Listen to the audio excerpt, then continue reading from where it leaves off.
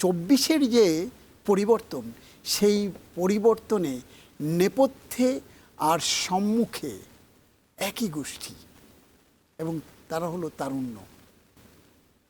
পেছনে যাদের কথা বলা হয় তারা পেছনে ছিলেন না, তারা হাঁপিয়ে উঠেছিলেন, তারা হাত পা ছেড়ে দিয়েছিলেন, হতাশার সাগরে নিমজ্জিত হয়ে গিয়েছিলেন তারা। তারপর এই তরুণেরা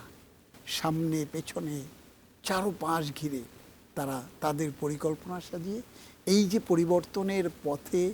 হাঁটতে শুরু করেছিলেন। আমি বলবো না যে পরিবর্তন করে অনেক কিছু করে ফেলেছেন, হ্যাঁ একটি পরিবর্তন করেছেন, অচলায়তন ভেঙেছেন, দখলদার দখলমুক্ত করেছেন, কিন্তু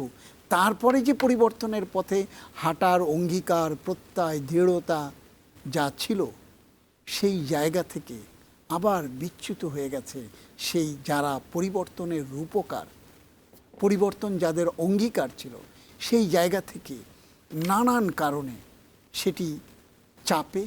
লোভে, দ্বন্দ্বে, যে কোনো প্রেক্ষাপটে যুক্ত করি। অচলায়তন যখন 1400 প্রাণের বিনিময়ে ভেঙে গেল, এরপর এই ঐক্যটা কি এরপর এখন ওসমান হাদিকে সেই ব্লাড দিতে হলো গাছের নিচে, এই 1.5 বছরের এই গাছটি, হ্যাঁ, এবং সেটির মূল কারণ হলো, যদি আমি যেটি বলছিলাম, আপনি দেখবেন ওসমান হাদি তার বক্তব্যে এই 24-এর যে আন্দোলন, সেই আন্দোলনে যাদের সাথে কাঁধে কাঁধ মিলিয়ে কাজ করেছে তাদেরই বিরুদ্ধে ওসমান হাদি স্পষ্ট আঙুল দিয়ে দেখিয়েছে যে কেন ওসমান হাদি সেখান থেকে পৃথক, কেন ওসমান হাদি সেখান থেকে একক।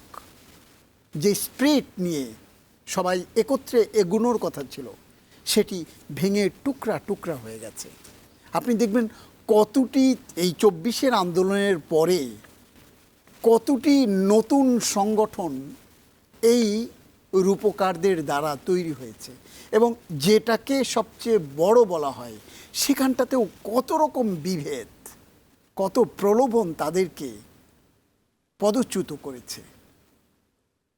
স্খলন তাদেরকে কিভাবে পেয়ে বসেছে। এটি যদি না ঘটতো, যে ঐক্য, বজ্র কঠিন ঐক্য তাদের মধ্যে আমরা দেখেছিলাম, বাংলার একেবারে কৃষক, মেহনতি মানুষ থেকে শুরু করে আবাল বৃদ্ধ বনিতা সবাই তাদের জয়ধ্বনি যখন করছিল, সেটি কিন্তু আবার ম্লান হয়ে গেছে, ম্লান হয়ে যেতে বাধ্য করেছে তারা তাদের নিজেদের কাদা ছোড়াছুড়িতে। এবং তাতে কি হয়েছে জানেন, যারা পালিয়েছে তারাও বাঁকা ঠোঁটে হেসেছে, এবং তাদেরকে দেখে যারা স্বপ্নের জাল বুনবার চেষ্টা করেছিল, তারা কিন্তু শেষ পর্যন্ত তাদের সেই স্বপ্নে ছন্দপতন। এই বিষয়টিকে আমি নির্বাচনে